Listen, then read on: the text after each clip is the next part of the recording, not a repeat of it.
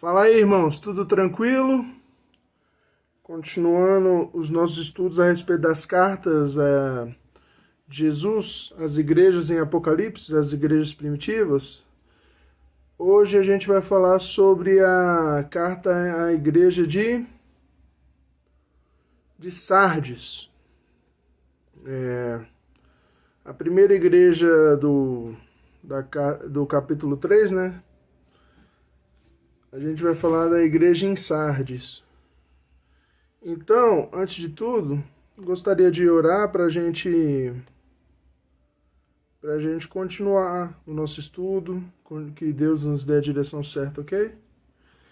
Senhor, nosso Deus, nosso Pai, muito obrigado por tudo, Senhor. Obrigado mais uma vez por essa oportunidade, ó Pai. Obrigado por estarmos aprendendo mais de Ti, aprendendo sobre o que o Senhor quer de nós, aprendendo tudo o que o Senhor quer da gente, ó Pai. Peço para que o Senhor abençoe abençoe a minha condução da palavra, abençoe também o coração de cada um, dê o entendimento, dê o espírito de entendimento de cada um, para que esse estudo realmente possa ser proveitoso, ó Pai. É o que eu te peço, em nome de Jesus. Amém. Então, essa carta que Jesus pediu para que João escrevesse no livro de Apocalipse são os versículos, vai do versículo 1 até o versículo 6. Então vamos ler aqui rapidinho para a gente continuar o nosso estudo, ok? Ao anjo da igreja em Sardes escreva: estas são as palavras daquele que tem os 7 Espíritos de Deus e as 7 estrelas. Conheça as suas obras, você tem fama de estar vivo, mas está morto. Esteja atento, fortaleça o que resta e o que estava para morrer, pois não achei suas obras perfeitas aos olhos do Senhor. Lembre-se, portanto, do que você recebeu e ouviu. Obedeça e arrependa-se. Mas se você não estiver atento, virei como ladrão, e você não saberá a hora que virei contra você. No entanto, você tem aí em Sardes uns poucos que não contaminaram as suas vestes. Eles andarão comigo, vestidos de branco, pois são dignos. O vencedor será igualmente vestido de branco, jamais apagarei o seu nome do livro da vida, mas o reconhecerei diante do meu Pai e dos seus anjos. Aquele que tem ouvidos, ouça o que o Espírito diz às igrejas. Bom, essa palavra é muito forte, né? E se a gente for considerar que o Senhor está falando com a igreja primitiva e os anjos, o anjo responsável pela igreja, vamos dizer assim, a gente tem várias lições para aprender. Uma básica que eu acho que vem bem ao contexto atual que a gente vive é a questão de que a fama da igreja, a fama do ministério não engana o Senhor. Sabe, muita gente confunde de tal ministério estar tendo frutos, tendo seguidores, que a gente vive de like hoje em dia, tendo seguidores, tendo pessoas vendo, sendo visto, lembrado assim, acha que isso quer dizer que está sendo realmente abençoador, ou que Deus está aprovando o ministério. Isso não é verdade.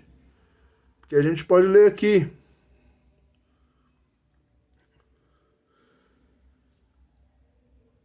Aqui no versículo 1, conheça as suas obras. Você tem fama de estar vivo, mas está morto. Então, é fundamental a gente ter essa consciência, porque muitas vezes a gente é enganado. A gente é enganado por status, a gente é enganado por riqueza, a gente é enganado por achar que Deus está abençoando algo pelo momento do que esse algo está vivendo, e não é assim. Deus sonda o interior de cada um. Se um ministério, por exemplo, vamos um exemplo prático, tem ministério que tem pastores que estão fazendo muita coisa errada, e esse ministério está indo bem, pelo menos aos nossos olhos, aos olhos humanos, materialmente, vamos dizer assim, frutificamente, o ministério teoricamente está alcançando muita gente. Mas não está agradando ao Senhor, principalmente a conduta do seu líder, da sua liderança, e os frutos que estão produzindo às vezes não é o que o Senhor deseja, tá certo? Isso é só um exemplo. o que a gente tem que ter em mente é que uma coisa não é necessariamente a outra. A fama não engana o Senhor. Outra coisa que Deus diz para a igreja se fortalecer. Isso é fundamental para o nosso dia a dia. Como a gente se fortalece? Na fé a gente se fortalece basicamente orando, lendo a Bíblia e congregando. São as 3 fórmulas básicas para a gente fortalecer. Sendo que as 2 primeiras são individuais, são responsabilidades individuais. Mas se a gente mantém esse tripé, às vezes a gente pode vacilar, mas normalmente a gente se fortalece com o tempo. Então, isso a gente tem que ter muito em mente, porque faz falta. Essa pandemia esfriou o coração de muita gente, porque a pessoa não estava congregando, acabou esfriando na questão do orar, e isso acabou ainda prejudicando o conhecimento bíblico. E muita gente está começando na fé, ainda não tem o conhecimento bíblico, ou mesmo está há muito tempo na fé, mas não se dedicou ao conhecimento da palavra de Deus, e acabou caindo nessa armadilha também. Então, Deus manda a igreja se fortalecer. E não é uma coisa que só vem do alto, não é só o Espírito Santo de Deus que fortalece a igreja. É nossa responsabilidade o fortalecimento, a responsabilidade individual. Cada membro deve fortalecer a igreja do Senhor. Então, a gente novamente cai naquela questão que ele já cobrou de outras igrejas. O Senhor diz aqui no versículo 2: não achei as suas obras perfeitas aos olhos do meu Deus. Então, assim, não adianta a gente vir com aquela conversa mole de que a graça salva, a gente não precisa fazer nada. Deus já cobrou, Deus cobra, Deus sempre vai cobrar dos seus filhos. Deus sempre vai cobrar da gente. Aí você fala, não é as nossas obras que salvam. Não, não é. A gente não merece, a gente pode tentar comprar de qualquer forma que a gente não vai conseguir comprar a graça, de comprar a salvação. Mas, como eu já disse antes, o reflexo de sermos salvos são as nossas obras. A salvação ajuda a gente a produzir boas obras. E não o contrário. Não as nossas obras produzem a nossa salvação. Então, Deus está de olho sim nas nossas obras. Ela não salva. Ela é um reflexo da nossa salvação. Mais uma igreja que Deus chama para o arrependimento e para a obediência. Assim, somos pecadores, somos lixo, não prestamos, a palavra deixa isso bem claro. Então não adianta acharmos porque somos filhos que Deus escolheu nos adotar como filhos dele, que temos alguma coisa boa a oferecer. É tudo misericórdia de Deus. Mas a gente tem que ter a mente bem clara nisso. A gente tem que se arrepender dos nossos pecados. Deus nos chama para o arrependimento. Tá certo? Isso é fundamental de termos em mente.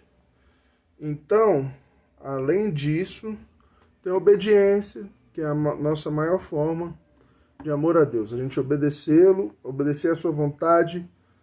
E para a gente saber a vontade dele, a gente tem que conhecer o nosso Deus através da leitura da Bíblia. É o principal. Deus escolheu se revelar através da Bíblia antes de qualquer coisa. Então a gente tem que ter um conhecimento da Bíblia para saber a vontade de Deus nas nossas vidas. Outro detalhe interessante que muitas vezes esquecemos é estarmos atentos. Deus convoca a gente a estar atento, convoca a igreja a estar atenta. Porque a gente muitas vezes perde a vigilância. Em outros momentos da palavra também isso acontece, essa convocação acontece. Por quê? Porque estamos desatentos, estamos sendo bombardeados por mensagens para pecarmos, e não é demônio, é o mundo mesmo, são as pessoas, a nossa cultura nos traz a um grande anseio pelo pecado, de várias formas, e a gente tem que ter muito cuidado com isso, porque isso pode nos atrapalhar muito, pode nos atrapalhar demais na questão da nossa fé. Então a gente tem que ter isso em mente. Tá certo? Então vamos lá. Além disso, por que Deus pede atenção? Porque se a gente não tiver atenção, vai ser igual às virgens, lá em Mateus, igual às virgens que não estavam preparadas, que tinham gasto o seu óleo e foram atrás do óleo e o noivo chegou sem que elas esperassem. Ou seja, Deus vai vir no momento que a gente não estiver esperando. E se a gente estiver desatento, a gente não vai perceber a vinda dele, ou vai ser tarde demais. Outra coisa que a gente pode ver no texto, que é muito interessante, é que o Senhor sabe quem não se contaminou mesmo num ambiente ruim.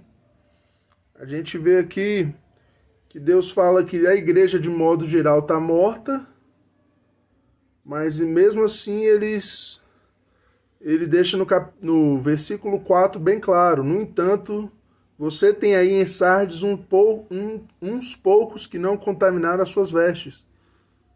Eles andarão comigo, vestidos de branco, pois são dignos.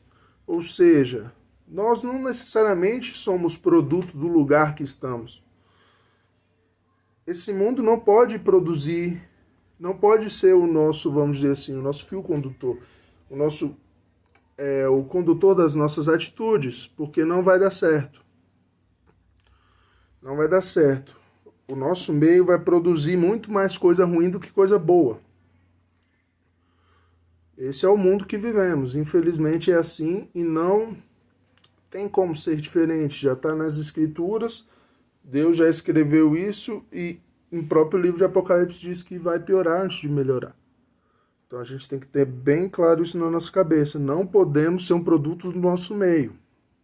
Temos que ser um produto da palavra de Deus. Temos que ser um produto da nossa conduta, da nossa escolha pela santidade que é abençoada por Deus, que é dada pelo Espírito Santo, que é dada por Ele.